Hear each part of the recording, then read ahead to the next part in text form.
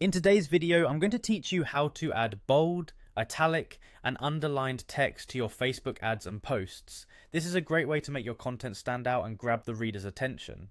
Let's get started right away. First, head over to Facebook Ads Manager by searching for it on Google. Once you're there, navigate to the Ads Manager by clicking on the Go to Ads Manager button. If you haven't logged in yet, you'll need to enter your email and password on the login page. And once you've entered your credentials, simply click on the Log In button to continue.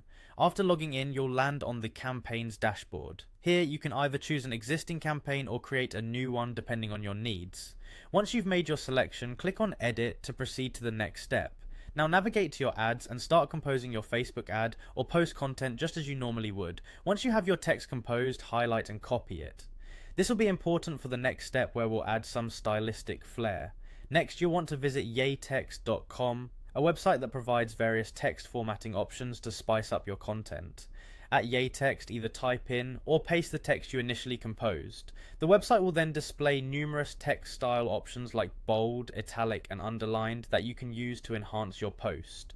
Pick the one that suits your style and simply click copy to get your newly formatted text. Now let's jump back over to Facebook. You'll want to paste this formatted text into your ad or post where the original text was. By doing so, you'll have successfully added bold, italic, or underlined text to capture your audience's attention effectively.